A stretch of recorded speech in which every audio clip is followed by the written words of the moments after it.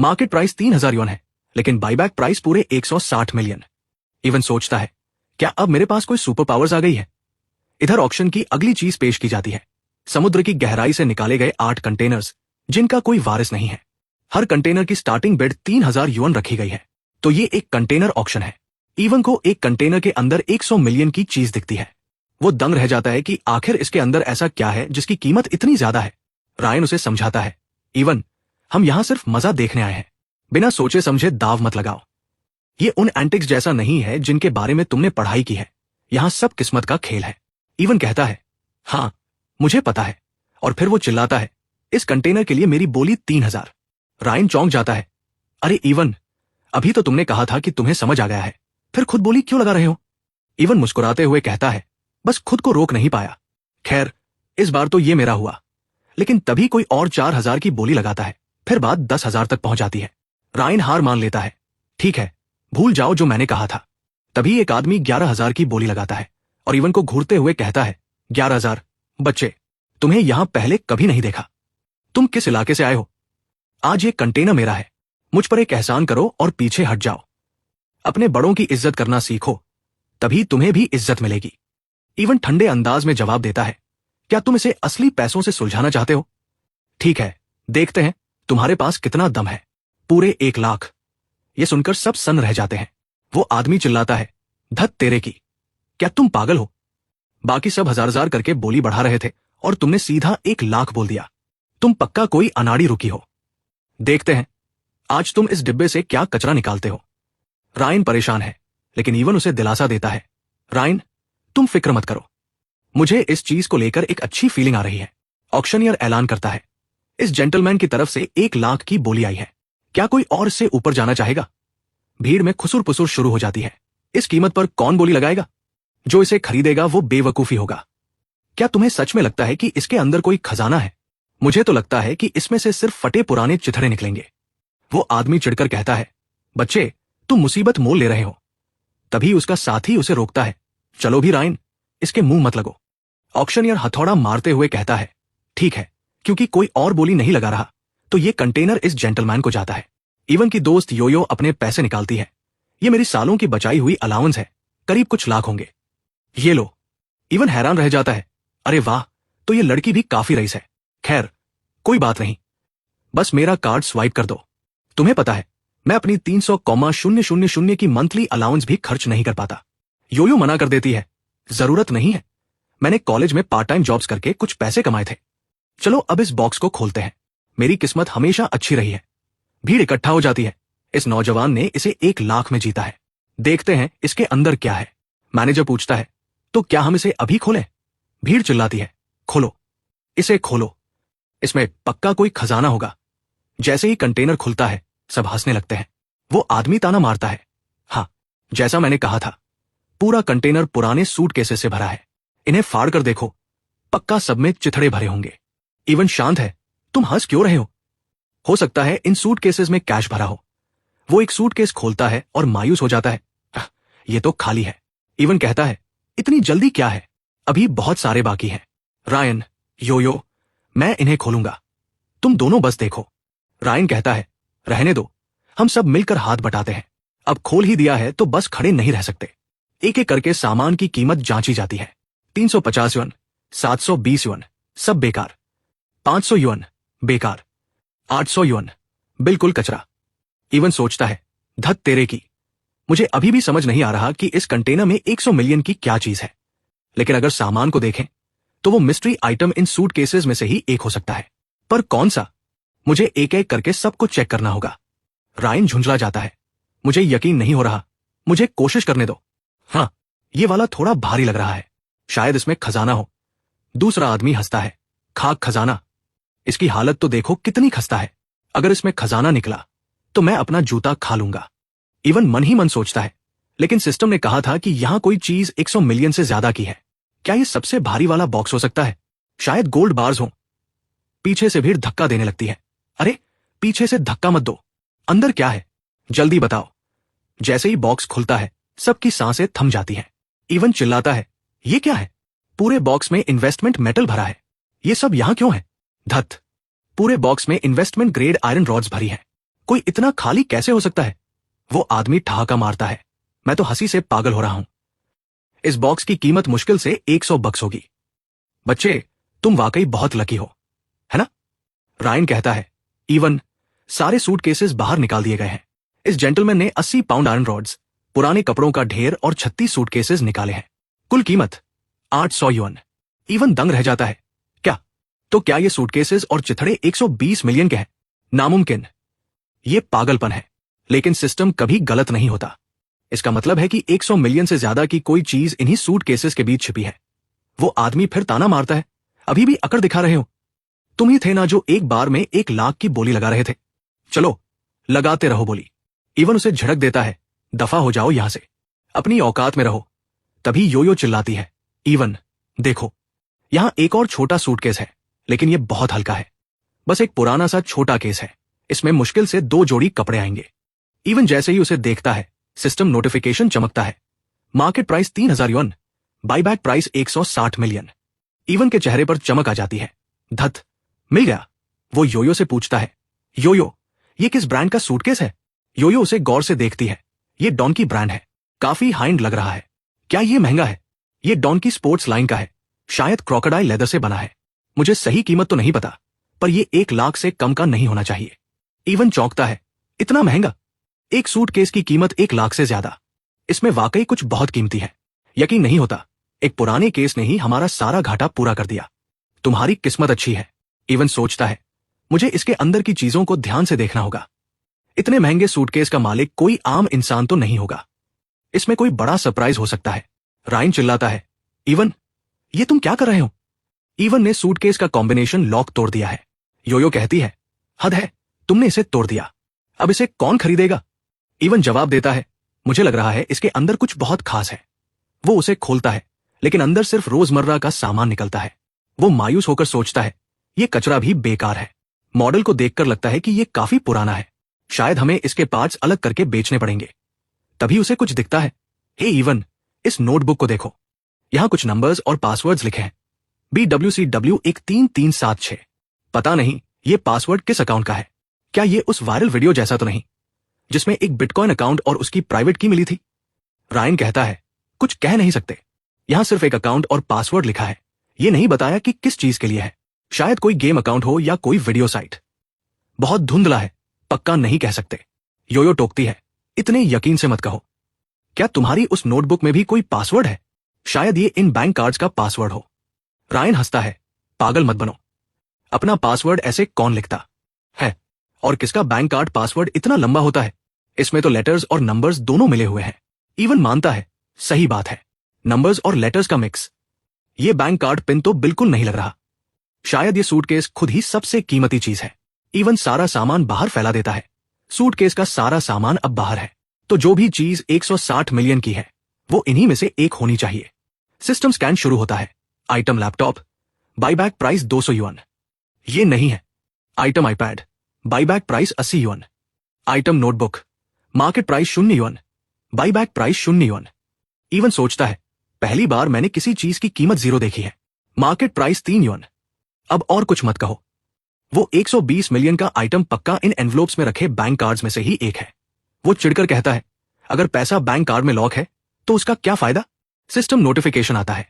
Item bank card 0, buyback price 0। Even अपना सिर पकड़ लेता है। वो आदमी फिर मजाक उड़ाता है। बच्चे, तुम्हारे पास जो आखिरी कीमती चीज बची थी, वो सूटकेस, उसे भी तुमने खुद तोड़ दिया। लगता है तुमने सब कुछ खो दिया है। हाँ। इवन आखिरी कार्ड चेक करता है। सिर्फ एक बैंक कार्ड बचा है। पक्का यही 120 मिलियन का होगा। System, market price 0 yuan, buyback price 0 yuan. Even चिल्लाता है, ये क्या बकवास है? मुझे मत बताना कि ये 120 मिलियन नहीं है। ये तो सिर्फ 12,000 है। शायद सूटकेस की अपनी ही कुछ कीमत थी। वो फिर से चेक करता है। Item suitcase, market price 120 million, buyback price 120 million. Even उलझन में है।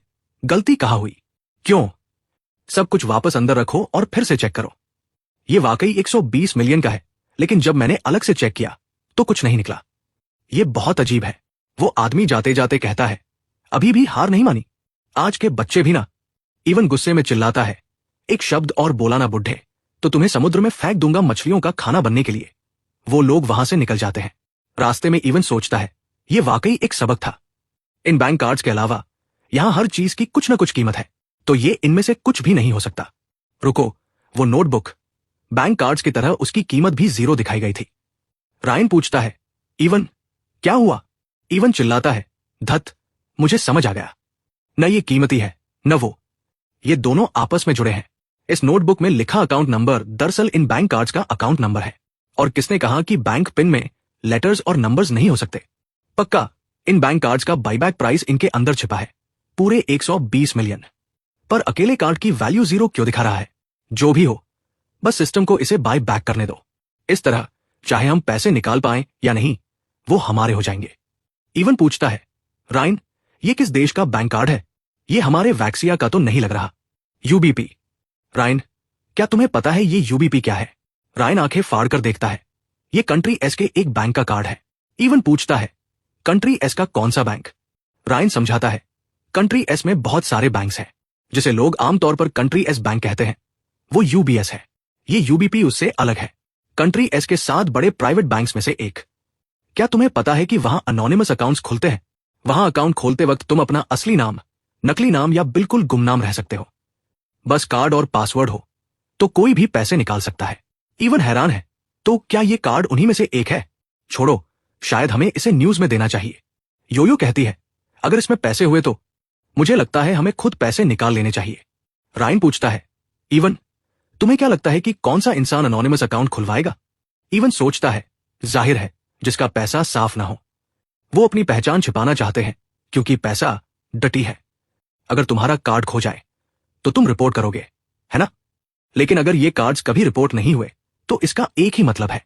नोटबुक की हैंडराइटिंग से लगता है कि इसका मालिक ड्रैगन नेशन से था। अगर वो कोई बिजनेसमैन होता तो कानूनी तरीके से पैसे बाहर भेजता, अनोनिमस रास्ता नहीं चुनता। तो तुम्हें लगता है कि इस कार्ड का मालिक? खैर, अभी उस पर नहीं उलझते। हमें यह भी नहीं पता कि इसमें पैसे हैं या नहीं। शायद हमें फोन करके पूछना चाहिए। इवन फैसला लेता है, मैं अभी की फ्लाइट बुक कर रहा हूं। हम तुरंत निकल रहे हैं। जो इंसान कंट्री एस जाकर अकाउंट खुलवाता है उसके पास कम से कम 10 मिलियन तो होंगे ही। रायन कहता है, 10 मिलियन? इवन, ये उससे कहीं ज्यादा होगा। 10 मिलियन युएन तो सिर्फ 1 मिलियन कंट्री एस फ्रैंक्स होते हैं। इतनी रकम के लिए कोई बाहर नहीं जाता। मेरा अंदाजा है कि इन कार्ड्स में कम से कम 80 मिलियन कंट्री एस फ्रैंक्स होंगे। इवन दंग रह जाता है, 80 मिलियन? उसका एक्सचेंज रेट क्या है? 1:8, यानी 10 मिलियन बन गए 80 मिलियन। हिसाब लगाकर तो मेरा दिमाग घूम गया। उधर मार्कस जियांग खड़ा है। इवन उसे चुनौती देता है, मार्कस जियांग, क्या तुम भी कंट्री एस चलना चाहोगे? मैं इंतजार करूंगा कि तुम अपने शब्द वापस लो। इवन अपनी सवारी में बैठता है। चलो अब सीधा एयरपोर्ट। भीड़ में लोग बातें कर रहे हैं। भाई, हम सब जानना चाहते हैं, क्या वाकई उस कार्ड में पैसे हैं? क्या तुम लिवा सकते हो? इवन मुस्कुराता है, लाइव? जरूर, ये अच्छा आइडिया है। योयो कहती है, मैं इवन के लिए लाइव स्ट्रीम सेट कर देती हूं। चलो रायन। लोग ऑनलाइन जुड़ने लगते हैं। वाह, ये बंदा सच में कंट्री एस पहुंच गया। शर्त लगाओ, अगर पैसे निकले तो एक दबाओ, नहीं तो दो। मैं अपनी पूरी जमा पूंजी दाव पर लगा रहा हूं। इवन बैंक पहुंचता है। रिसेप्शनिस्ट कहती है, हेलो, मैं आपकी क्या मदद कर सकती हूं? ओहो, फिर से पूर्वी मेहमान। यहां आने वाले पूर्वी क्लाइंट हमेशा बड़े खर्च करने वाले होते हैं। इवन कहता है, मुझे पैसे निकालने हैं। वो उसे सेल्फ सर्विस काउंटर की तरफ भेज देती है। लाइव स्ट्रीम पर लोग दुआएं मांग रहे हैं, मदद करो बजरंगबली, पैसे निकल आए। जैसे ही स्क्रीन पर नंबर्स चमकते हैं, सबकी आंखें फटी की फटी रह जाती हैं। धत तेरे की, 8 मिलियन! इसमें वाकई पैसे हैं। यकीन नहीं होता, इस बंदे की तो लॉटरी लग गई। एक शिपिंग कंटेनर में ऐसी चीज मिली। 8 मिलियन कंट्री एस फ्रैंक्स का मतलब है करीब 64 मिलियन युएन। इवन शांत है, लगता है हमारा अंदाजा सही था। लोग पागल हो रहे हैं, इसकी किस्मत तो देखो। हर अच्छी चीज इसी की झोली में गिरती है। इवन अगला कार्ड डालता है, देखते हैं अगला क्या कहता है। ओ मेरे खुदा, एक और 5 मिलियन। 2 कार्ड्स मिलाकर 13 मिलियन कंट्री एस फ्रैंक्स हो गए, यानी 100 मिलियन युएन से भी ज्यादा। इतना पैसा इकट्ठा करके बाहर भेजना, क्या ये वही था? रायन पूछता है, कौन? इवन कहता है, अभी पक्का नहीं कह सकते। तभी मार्कस जियांग का कमेंट आता है, इवन भाई, बाकी कार्ड्स चेक करना बंद करो। मैं हर बचे हुए कार्ड को 5 मिलियन में खरीदने के लिए तैयार हूं। लोग हंसने लगते हैं। 5 मिलियन एक कार्ड के? तुम इवन को चूना लगाने की कोशिश कर रहे हो। इन 2 कार्ड्स में ही 5 मिलियन से ज्यादा है और तुम सिर्फ 5 मिलियन ऑफर कर रहे हो। इवन भाई, मैं हर कार्ड के 8 मिलियन दूंगा। इवन सोचता है आजकल जुआरियों की कमी नहीं है। सभी 20 कार्ड्स का कुल बैलेंस 120 मिलियन है। अब तक हमने 119 मिलियन कंफर्म कर लिए हैं, यानी बाकी 18 कार्ड्स में सिर्फ 10 मिलियन बचे हैं। 8 मिलियन एक कार्ड के हिसाब से तो ये घाटे का सौदा है ना? पर रुको, ये नाम इतना जाना पहचाना क्यों लग रहा है? इवन, क्या ये नाम मार्कस जियांग का है? तुम यहां सबसे बड़े बेवकूफ हो। मार्कस फिर चिल्लाता है, इवन, मैं तुम्हारे कार्ड्स खरीदना चाहता हूं। बताओ, बेच रहे हो या नहीं? इवन साफ मना कर देता है, नहीं बेच रहा। मार्कस चिढ़ जाता है, धत, 8 मिलियन पर भी नहीं। रायन कहता है, इवन, तुम काफी कॉन्फिडेंट हो, है ना? मार्कस जियांग, तुम्हें वाकई कोई शर्म नहीं है। चलो रायन, बाकी चेक करते हैं। ओ मेरे खुदा, एक और करीब 10 मिलियन। चलो देखते हैं कुल मिलाकर कितने युआन बनते हैं। अभी हम करीब 120 मिलियन पर पहुंच चुके हैं। धत्त तेरे की, मुझे तो सच में जलन हो रही है। ये सिस्टम के ओरिजिनल एस्टिमेट के बिल्कुल बराबर है। बाकी बचे हुए कार्ड्स की कीमत अब 1000 युआन से ज्यादा नहीं होनी चाहिए। तो क्या हम आगे चेक करें या नहीं? 10 मिलियन, हर कार्ड के 10 मिलियन मिलेंगे। आखिरी मौका है। इवन, बेच रहे हो या नहीं? माना कि हमारे बीच थोड़ी कड़वाहट है, लेकिन इसे पैसों के बीच में मत आने दो। इवन पूछता है, क्या तुम पक्का हो? 10 मिलियन, डील हुई। मैं अभी इस डील को फाइनल करने के लिए कंट्री एस उड़ रहा हूं, लेकिन एक शर्त पर, तुम पहले बैलेंस चेक नहीं करोगे। डील, मुझे भी इसमें शामिल होना है। मेरा इंतजार करना। रायन पूछता है, इवन, क्या तुम वाकई बेच रहे हो? लगातार 3 कार्ड्स में भारी रकम निकली है।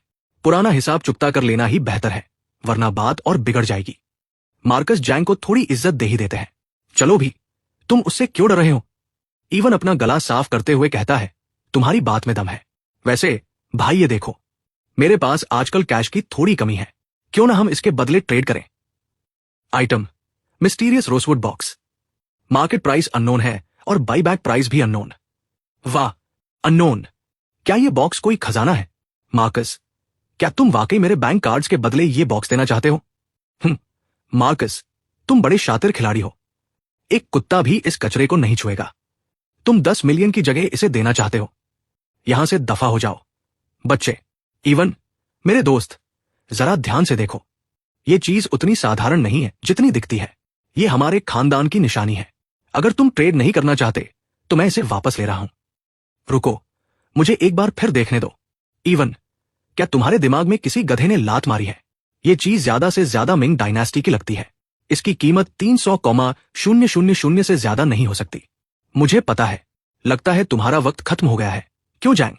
खैर, शायद मैं जरूरत से ज्यादा दयालु हूं। देखो, तुम्हें सारे कार्ड्स देना तो मुमकिन नहीं है, लेकिन तुम अपनी पसंद के कोई भी 3 कार्ड चुन सकते हो। 5, 4, एक और शब्द बोला तो तुम खाली हाथ जाओगे। ठीक है, 4 ही सही। रुको, बाकी सब मैं ले लूंगा। 10 मिलियन पर कार्ड। मुझे अकाउंट डिटेल्स भेजो, मैं पैसे ट्रांसफर कर देता हूं। इवन, अगर तुम वाकई इसे खत्म करना चाहते हो तो मुझे बेच दो। मैं हर कार्ड के 20 मिलियन दूंगा। अरे यार, ये तो गलत बात है। ओए, तुझे मार खानी है क्या? इवन मेरा भाई है। खैर, क्योंकि मैं मिस्टर जियांग और डेरेक को जुबान दे चुका हूं, तो मैं अब पीछे नहीं हट सकता। ठीक है इवन, जैसा तय हुआ था, 10 मिलियन पर कार्ड। चलो हिसाब बराबर करते हैं। ठीक है, मैंने देखा कि तुम्हारा लाइव स्ट्रीम पूरे वक्त चल रहा था और तुमने यहां एक बार भी बैलेंस चेक नहीं किया। यह रहा कॉन्ट्रैक्ट। साइन करो और ट्रांसफर पूरा करो। हाँ, तुम्हारे साथ बिजनेस करके मजा आया।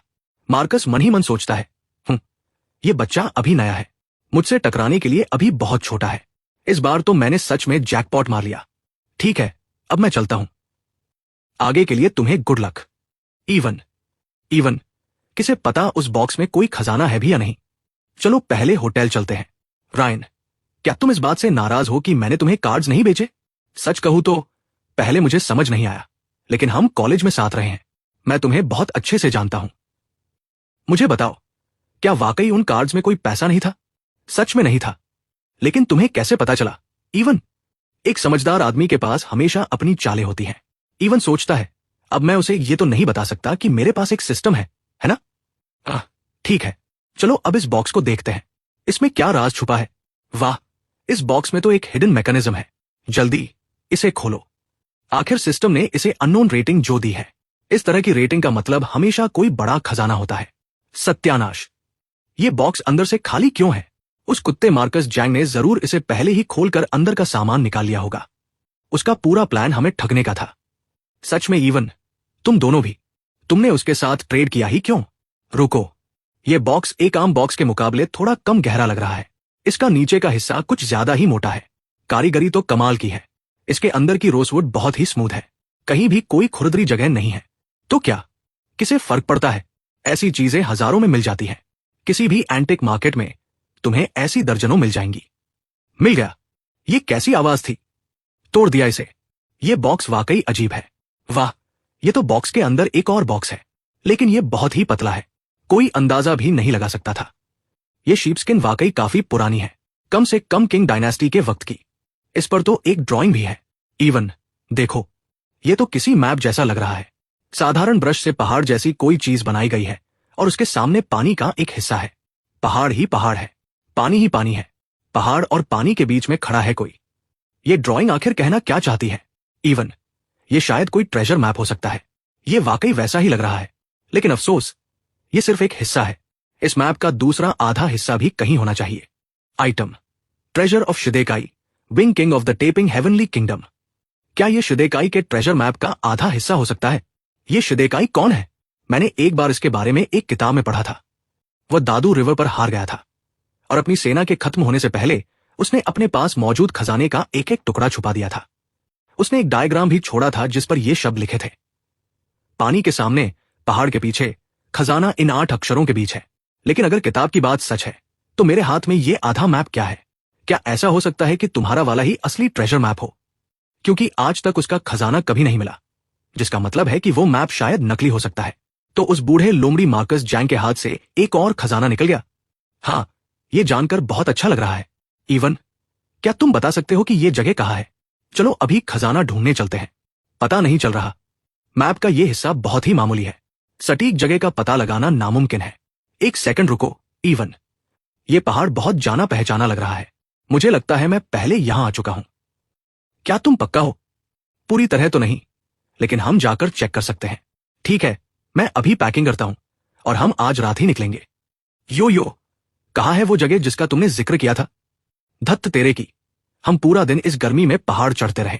मेरे शॉर्ट्स पसीने से भीग गए हैं। हम पहुंच गए। देखो, यही वो जगह है जिसके बारे में तुम बात कर रहे थे। ये कुछ सही नहीं लग रहा। हाँ, वाकई नहीं लग रहा। खैर, शायद हम गलत जगह पर खड़े हैं। कम से कम यहां पहाड़ और पानी तो है। अगर ये सही जगह है तो उन सुरागों और उन लाइंस के हिसाब से खजाना यही कहीं पास में होना चाहिए। और ये क्लिफ सबसे मुमकिन जगह लगती है। अगर शब्दों और मैप के हिसाब से देखें तो सब सही बैठ रहा है, लेकिन फिर भी मुझे कुछ अजीब लग रहा है। छोड़ो इसे, चलो आसपास तलाश करते हैं। कुछ नहीं मिला। मेरे पास सबसे बड़ा नोट 3 युआन 60 का है, मेरी पूरी जिंदगी की कमाई। सब खत्म हो गया, सब खत्म हो गया। रोना बंद करो। मेरे पास सबसे बड़ा नोट 20 सेंट्स का है। कहा था ना मैंने, मुझे शुरू से ही पता था। इवन कितना शातिर है, ये जानते हुए भी वह कभी असली खजाना अपने हाथ से नहीं जाने देगा। तो फिर तुमने अपने खानदान की निशानी ट्रेड क्यों की? ये उतना सीधा नहीं है जितना दिखता है। उसे लगता है कि वो जीत गया, लेकिन सच कहूं तो मेरा भी कोई नुकसान नहीं हुआ। ठीक है, चलो एयरपोर्ट चलते हैं और टिकट्स खरीदते हैं। मैं तुम्हें किसी अच्छी जगह ले जाऊंगा। 100% गलत। हमने इस पहाड़ का कोना कोना छान मारा और यहां कुछ भी नहीं है। इवन, क्या इस मैप में कोई गड़बड़ है? मुझे नहीं लगता कि मैप में कोई दिक्कत है। मुझे लगता है हम गलत दिशा में तलाश कर रहे हैं। जरा रुको, यहां देखो। इस ड्राइंग और लिखावट के अलावा खाली जगह में स्याही के कुछ बिखरे हुए डॉट्स हैं। स्याही के डॉट्स? वो क्या है? मुझे तो ये बस गलती से गिरी हुई स्याही लग रही है। सच कहूं तो मुझे भी कुछ समझ नहीं आ रहा, और मैं इस मामले में राइन के साथ हूं। ये शायद बस गलती से गिरे हुए स्याही के धब्बे हैं। शाम मुबारक हो। इवन, मार्कस, क्या तुमने अपने बैंक कार्ड्स चेक कर लिए? तुमने मुझे फिर से उल्लू बनाया। मेरे और डैर के पास कुल मिलाकर सिर्फ 250 युआन आए। हाँ, मार्कस, तुम्हारी किस्मत वाकई बहुत खराब है। इवन के कार्ड्स कभी 5 मिलियन से कम के नहीं थे। इसे कहते हैं असली खिलाड़ी। ज्यादा हवा में मत उड़ो। इवन ने अब तक शायद उस बॉक्स के अंदर का राज जान लिया होगा। हे, तुम्हारी तरफ से ये कैसी आवाजें आ रही हैं? मुझे मत बताना कि तुम पहाड़ों में हो। ठीक है, मैं तुम्हें बता ही देता हूं। तुम्हारा कट गया है। मेरा खानदान 3 पीढ़ियों से उस टूटे हुए स्क्रॉल की तलाश कर रहा है। हमने देश के हर मशहूर पहाड़ और नदी को इतनी बार छाना है कि मैं गिन भी नहीं सकता। मैं तुम्हें साफ साफ बता रहा हूं, वहां कोई खजाना नहीं है। हाँ, सत्यानाश, उस बूढ़ी लोमड़ी ने हमें उल्लू बना दिया। इवन, क्या यह ट्रेजर मैप वाकई नकली है? क्या सच में कोई खजाना नहीं है? वैसे बात तो सही है, अगर वाकई कोई खजाना होता तो कोई उसे बहुत पहले ही खोज चुका होता। धत तेरे की, सारी मेहनत बेकार गई। पूरी जिंदगी दूसरों को उल्लू बनाया, कभी नहीं सोचा था कि खुद ही शिकार बन जाऊंगा। इवन, चलो आज रात वापस चलते हैं। मैं उस कुत्ते से अपना हिसाब बराबर करूंगा। अगर मैंने उसे पीट पीट कर अधमरा नहीं किया तो मेरा नाम राय नहीं। इवन सोचता है, ये वाकई में गलती से गिरी हुई स्याही नहीं थी, इसे बहुत सोच समझकर बनाया गया है। आज रात सितारे बहुत खूबसूरत लग रहे हैं। ऊपर आसमान की तरफ देखो, ऊपर आसमान में देखो। हुजूर, अभी उस कुत्ते मार्कस जैंग ने आपको उल्लू बनाया है और आपके पास सितारों को देखने का वक्त है। रुको, इन स्याही के डॉट्स को ध्यान से देखने पर ये एक पैटर्न बना रहे हैं। रात के आसमान को देखो, क्या ये डॉट्स किसी कॉन्स्टलेशन को दिखाते हैं? ये बिग डिपर है। लेकिन क्या उस बूढ़े लोमड़ी मार्कस जैंग ने यह नहीं कहा था कि यह मैप नकली है? उसने सिर्फ यह कहा था कि उसे कभी खजाना नहीं मिला। अब मुझे पूरा यकीन है कि इस ट्रेजर मैप को बिग डिपर के साथ मिलाकर पढ़ा जाना चाहिए। इवन, बिग डिपर वहां है, लेकिन अगर हम इसकी अभी की दिशा के हिसाब से चलें तो मैप से कुछ भी मैच नहीं कर रहा। मैं तुम दोनों से पूछता हूं, जब शिदेकाई को इस जगह खदेड़ा गया था तब कौन सा मौसम था? इतिहास के पन्नों के मुताबिक वो अप्रैल का महीना था, वसंत का आखिरी वक्त। बिग डिपर की पोजीशन मौसम के साथ बदलती रहती है। यह मैप वसंत के मौसम में बनाया गया था, लेकिन अभी गर्मी का मौसम है, इसलिए बिग डिपर की पोजीशन बदल चुकी है, जिसका मतलब है कि हम इसकी अभी की पोजीशन को बिल्कुल भी रेफरेंस नहीं मान सकते। जब डिपर का हैंडल पूर्व की ओर इशारा करता है तो धरती पर वसंत की बारिश होती है। जब यह दक्षिण की ओर इशारा करता है तो गर्मी का मौसम होता है। अगर मेरा अंदाजा सही है तो हमें इसकी जगह इन पोजीशंस का इस्तेमाल करना चाहिए। बस इस बार यह सही है। ट्रेजर मैप की ज्यादातर चीजें मैच कर रही हैं। तीन तरफ पहाड़, बिल्कुल ड्राइंग की तरह। जंगल का हिस्सा भी मैच कर रहा है, लेकिन दूर पानी का वह टुकड़ा, बस वही एक हिस्सा है जो मैच नहीं कर रहा। यह सच है। मैप के डिस्क्रिप्शन के हिसाब से सबसे सही जगह पानी के पास पहाड़ पर होनी चाहिए, लेकिन हमारे सामने ऐसा कोई पहाड़ है ही नहीं। अभी भी एक सुराग ऐसा है जिसे हम सुलझा नहीं पाए हैं। यहां देखो, इसमें लिखा है कि पानी भी पानी है। यह पक्का शिदेकाई और उसके आदमियों की बात कर रहा है। खास जुमला है, पहाड़ पहाड़ नहीं है, पानी पानी नहीं है, जो शिखर पर खड़ा है। अगर तुम कह रहे हो कि यह पहाड़ पहाड़ नहीं है और यह पानी पानी नहीं है, तो फिर यह क्या है? क्या इसका मतलब यह है कि ट्रेजर मैप खुद ही नकली है? जरूर ऐसा ही होगा, वरना वह कुत्ता जैंग इतना दरियादिल नहीं होता। अगर मेरी मानो तो यह खजाना कभी मिलने के लिए बना ही नहीं था। शायद हमें हार मान लेनी चाहिए। चलो वापस चलते हैं। रुको, तुम दोनों को पानी की सतह पर क्या दिख रहा है? क्या पानी पर तो कुछ भी नहीं है भाई। इसे उन 8 अक्षरों वाले सुराग के साथ जोड़कर देखो, फिर पानी में दिख रहे रिफ्लेक्शन को देखो। क्या खजाना पानी के अंदर हो सकता है? यह वाकई पानी के अंदर है, लेकिन हमें अभी भी सटीक जगह का पता लगाना होगा, क्योंकि रिफ्लेक्शन भी बदलता रहता है। वाह, किसने सोचा था? मैं अभी सामान का इंतजाम करता हूं, वह कल सुबह तक पहुंच जाएगा।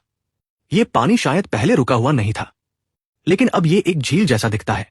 तो जब हम बाद में पानी में उतरेंगे तो सब सावधान रहना। अगर कुछ भी हो तो तुरंत सतह पर आ जाना। अरे, वो चीज क्या है? भागो। धत तेरे की, क्या वो कोई मॉन्स्टर है? आह, गुप गुप, मेरा दम घुट रहा है।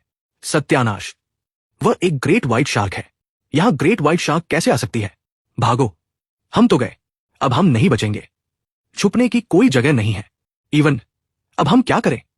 आगे बढ़ो, जाओ, आगे बढ़ते रहो। अरे, वो तो पास आ रही है। हम तो गए, अभी तक तो मेरी कोई गर्लफ्रेंड भी नहीं बनी है। चलो भी, देर मत करो, भागो भागो। इवन, रायन, वह ठीक है, भागते रहो। इवन, रायन, बचो। उफ, बाल बाल बचे, बहुत करीब था। अब हम क्या करें? इवन, अंदर चलो। हे भगवान, इस पानी में सच में एक शार्क है। मेरी तो जान ही निकल गई थी। अभी के लिए शुक्रिया रायन, तुम्हारे बिना मेरा खेल खत्म हो गया होता। चलो भी, हम भाई हैं, अब ज्यादा भावुक मत हो। ठीक है, चलो देखते हैं कि क्या खजाना वाकई यहीं छुपा है। अगर किसी को कोई एतराज नहीं है तो चलो यहां आसपास देखते हैं। यह सिर्फ एक एंट्रेंस होना चाहिए। इस दीवार में कुछ तो अजीब है। सब जरा ध्यान से देखो। क्या इस दीवार पर कोई मैकेनिज्म है? तुम्हें लगता है कि यहां से अंदर जाने का कोई और रास्ता है? हुजूर, क्या आप कोई नॉवल लिख रहे हैं? अगर हमारी तलाश सही रही है तो ये वाकई बस एक एंट्रेंस है। इवन, रायन, जल्दी यहां आओ। देखो, यहां एक दरार लग रही है। जिस तरह से ये दरार फैली हुई है, ये एक गोल घेरा बना रही है, जिसका मतलब है कि ये उठा हुआ बोल्डर जरूर रॉकिंग स्टोन होगा। यो सही कह रही है, ये उठा हुआ बोल्डर जरूर रॉकिंग स्टोन ही होगा। सच इसके पीछे ही छुपा है। तो फिर हम किसका इंतजार कर रहे हैं? चलो इस पत्थर को अभी हटाते हैं। ये बहुत बड़ा है, हमारे पास इसे खोलने के लिए कोई औजार नहीं है। लगता है ये गुफा वाकई कुदरती है, और इतिहास के मुताबिक शिदेकाई ने तब अपने आदमियों को खजाना छुपाने का हुक्म दिया था, और उसके बाद वे सभी आदमी भी गायब हो गए थे। सही कहा, कहते हैं कि उन आदमियों को खजाने के साथ इसी गुफा के अंदर चुनवा दिया गया था, और उनके पास जितना कम वक्त था, शिदेकाई के पास कोई पेचीदा मैकेनिज्म बनाने का वक्त बिल्कुल नहीं रहा होगा। अगर इस बोल्डर को हटाना आसान होता तो अंदर फंसे सैनिक खुद ही इसे हटाकर बाहर निकल आते। तो हम इतनी दूर यहां खाक छानने आए थे, बेकार में? नहीं नहीं, ये सही नहीं हो सकता। यहां देखो, क्या इससे काम बनेगा? वाह, तुम वाकई एक्सप्लोसिव साथ लाए हो। इसे कहते हैं तैयारी। ठीक है, तुम दोनों जल्दी पीछे हट जाओ। वाह, यहां तो अंदर एक पूरी अलग ही दुनिया है। क्या खजाना वाकई इसी जगह हो सकता है? मुमकिन है, लेकिन सब चौकन्ने रहना। यहां ट्रैप्स हो सकते हैं। मैं आगे चलता हूं। यह गुफा काफी ठंडी है, मुझे यहां कुछ अजीब सा महसूस हो रहा है। वाह, हड्डियां, डरो मत। मुझे लगता है ये उन सोल्जर्स की होंगी जिन्हें खजाना छुपाने का काम दिया गया था। अगर मेरा अंदाजा सही है तो आखिरकार हमने सही जगह ढूंढ ली है। वो इवन, जरा उधर देखो, वो एक छोटा सा चेंबर लग रहा है, और उसके अंदर 8 बड़े वुडन चेस्ट रखे हैं। क्या यही वो ट्रेजर है? वो, मैं अपनी खुशी रोक नहीं पा रहा हूं। मुझे पहले अंदर जाकर चेक करने दो। संभल कर, पहले चारों तरफ अच्छी तरह देख लो। यहां ट्रैप्स हो सकते हैं। यह सिर्फ एक नेचुरल केव है, कोई रॉयल टूम नहीं। भला यहां ट्रैप्स क्यों होंगे? माना कि ये एक नेचुरल लाइमस्टोन केव है, लेकिन इसका फ्लोर देखो।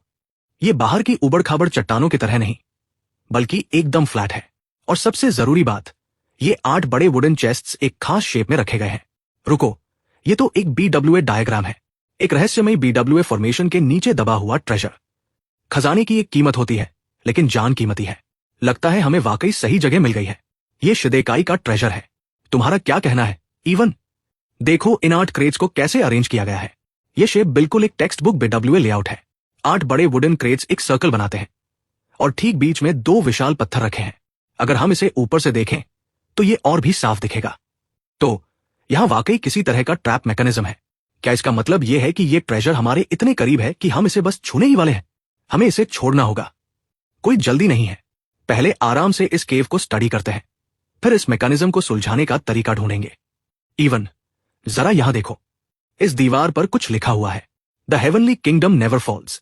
हेवनली किंगडम का मतलब टेपिंग हेवनली किंगडम से है। सिर्फ इन 4 शब्दों से ही हम यकीन से कह सकते हैं कि ये टेपिंग हेवनली किंगडम के सैनिक थे। विंग किंग हमें बचाकर इस जगह ले आए थे।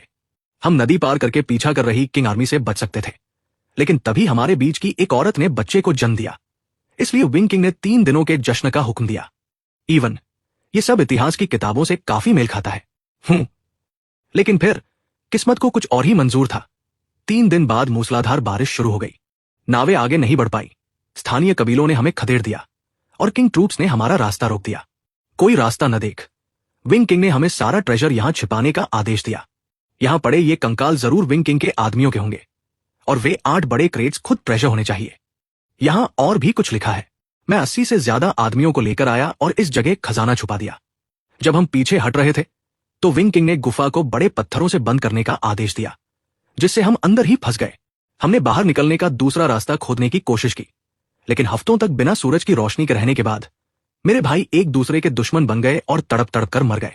अपने आखिरी 10 भाइयों के साथ अपनी आखिरी ताकत का इस्तेमाल करते हुए हमने ये सेटअप तैयार किया। अगर आने वाली पीढ़ियों में से कोई किस्मत वाला इस जगह को ढूंढ लेता है तो याद रखना, इस खजाने का लालच मत करना, वरना इसके अंजाम कभी खत्म नहीं होंगे। लगता है सब कुछ हिस्टोरिकल रिकॉर्ड से मैच कर रहा है। इन लोगों को खुद विंग किंग की साजिश ने यहां फंसाया था, शायद इसलिए ताकि वे कभी खजाने के लिए वापस ना आ सके। क्या सही है और क्या गलत, ये फैसला करना हमारा काम नहीं है। इवन, उस स्केल्टन को देखो, ऐसा लग रहा है जैसे वो गुफा की दीवार के सहारे बैठे बैठे ही मर गया। इवन, ये चीज क्या है? Wing Kings token. जैसा मैंने सोचा था, ये शिदेकाई का अपना टोकन है। पीछे कुछ भी नहीं लिखा है। ये कोई आम स्टैंडर्ड इशू टोकन नहीं है। ये ऐसा लग रहा है जैसे शिदेकाई ने इसे खुद अपने टॉप ऑफिसर्स को दिया हो, एक पर्सनल टोकन। तो ये आदमी जीते जी जरूर शिदेकाई का कोई बड़ा और भरोसेमंद अधिकारी रहा होगा। इवन क्या इसकी कोई कीमत है? टेपिंग हेवनली किंगडम के बचे हुए टोकन्स वैसे ही बहुत रेयर होते हैं, और ये तो खुद शिदेकाई का है, इसलिए इसकी रिसर्च वैल्यू बहुत ज्यादा है। तुम कह सकते हो कि ये अनमोल है। हम अमीर बन गए। हाँ, किसने सोचा था? शिदेकाई का वो खजाना जिसे कोई और कभी नहीं ढूंढ पाया, उसे हमने ढूंढ लिया। जब तुम दोनों यहां जांच कर रहे थे तो क्या तुम्हें बाहर निकलने का कोई और रास्ता मिला? हमें दूसरे रास्ते की क्या जरूरत है? एक बार खजाना मिल जाए तो हम उसी रास्ते से वापस चले जाएंगे जिससे आए थे, है ना? तुम अभी भी खजाना ले जाने की सोच रहे हो। क्या तुमने दीवार पर लिखी वो आखिरी लाइन नहीं देखी? वहां लिखा था, इस खजाने को छूने से अंतहीन मुसीबतें आएंगी। छोड़ो भी, क्या तुम वाकई उस पर यकीन करते हो? अगर तुम मुझसे पूछो तो ये सिर्फ लोगों को डराने के लिए है, महज एक दिखावा। हमें लापरवाह नहीं होना चाहिए। इसे सच मान लेना ही बेहतर है। सावधानी में ही भलाई है। इवन इस बारे में सही कह रहा है। मुझे भी नहीं लगता कि हमें इसे हल्के में लेना चाहिए। चलो फिर। और हम इतनी दूर आए ही क्यों थे? क्या सिर्फ यहां देखने और चले जाने के लिए? हाँ, तुम सब यहां क्या कर रहे हो? क्या ये साफ नहीं है तुम यहां हमें रास्ता दिखाने के लिए आए हो? कमीने मार्कस, तुमने ये जगह कैसे ढूंढी? सच, क्या तुमने कभी वो कहावत सुनी है, the mantis talks the cicada unaware the oriole waits behind? क्या तुम्हें वाकई लगा कि मुझे उस ट्रेजर मैप के बारे में पता नहीं चलेगा? तुम्हारे बॉस की किस्मत हमेशा से कमाल रही है। मैं भी बस अपनी किस्मत आजमाना चाहता था। उम्मीद नहीं थी कि तुम वाकई इसे ढूंढ लोगे। मैंने तुम्हें कम आंका था। नहीं, तुम बस अपने आप में बहुत ज्यादा चूर हो। ये मत कहना कि मैंने तुम्हें मौका नहीं दिया। अभी के अभी यहां से दफा हो जाओ, वरना मुझे दोष मत देना अगर मैं तुम सबको इन कंकालों का साथ देने के लिए यहीं छोड़ दूं। तुमने ये जगह ढूंढ ली। बस उस खजाने को छूने की कोशिश करो और देखो क्या होता है। हाँ, बच्चे, यहां तुम्हारी कब से चलने लगी? तुम्हारे बाप की भी मेरे सामने आवाज उठाने की हिम्मत नहीं होती। मार्कस, उधर देखो, खजाने के 8 पूरे क्रेट्स। हम आखिरकार अपनी किस्मत बदल सकते हैं। रायन, जब तुम किसी और की छत के नीचे खड़े होते हो तो तुम्हें अपना सिर झुकाना पड़ता है। इस बार हम अपना नुकसान सह लेंगे। खजाना ले जाओ, ये तुम्हारा है। इवन तुम एक शार्क के सामने पीछे नहीं हटे, तो फिर इन गुंडों के सामने क्यों डर रहे हो? मुझे यकीन नहीं होता कि हम इन्हें हरा नहीं सकते।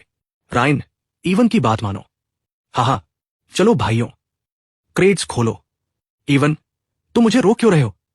उस कमीने के हाथ खजाना लग चुका है। वो वैसे भी हमें छोड़ने वाला नहीं है। अगर ऐसा ही होने वाला है तो बेहतर है कि हम लड़ें। मैं तुम्हें पहले ही बता चुका हूं कि यहां एक ट्रैप मैकेनिज्म है। जैसे ही उन क्रेट्स के साथ छेड़छाड़ होगी, कुछ बुरा होने वाला है। तो अब हम क्या करें? इंतजार करो। ये तो सोने का पहाड़ है। ये जरूर तुम्हारा होगा। इवन, सोने का इतना बड़ा टुकड़ा, इसकी कीमत भला कितनी होगी? ये खरा सोना नहीं है, ये एक गिल्डेड ब्रॉन्ज माउंटेन है। इतिहास में जिक्र है कि ये शिदेकाई की सबसे पसंदीदा चीज थी। इसकी कीमत लगभग एम्प्रेस डाउजर सियाक्साई के जेड वाटरमेलन जितनी है। हाँ, भगवान वाकई मेरे साथ है। किसने सोचा था कि शिदेकाई का खजाना हमें मिल जाएगा? तुम सब वहां खड़े क्या देख रहे हो? जल्दी करो और ये क्रेट्स मेरे लिए बाहर ले चलो।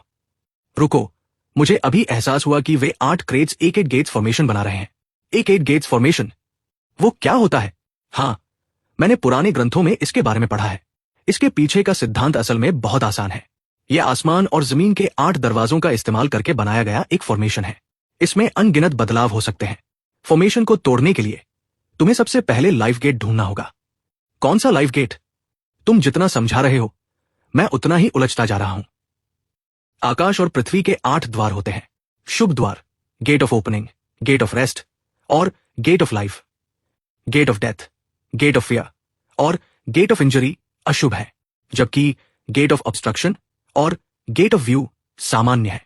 8 गेट्स फॉर्मेशन को तोड़ने के लिए तुम्हें पहले लाइफ गेट का पता लगाना होगा, फिर उसे फॉर्मेशन के की पॉइंट के साथ जोड़ना होगा। तभी तुम इसे तोड़ सकते हो, वरना तुम ट्रैप को एक्टिवेट कर दोगे। तो तुम्हारा मतलब है कि अगर उन्होंने लापरवाही से उन क्रेट्स को छुआ तो ट्रैप शुरू हो जाएगा। बिल्कुल सही। उन्होंने ट्रैप को ट्रिगर कर दिया। मेरा हाथ। तुम सब वहां खड़े क्या देख रहे हो? यहां आओ और मेरी मदद करो। मार्कस, इसे कर्मा कहते हैं। तुम्हारे लिए 2 शब्द, जैसा करोगे वैसा भरोगे। हर तबाही की शुरुआत सिर्फ एक शब्द से होती है, लालच।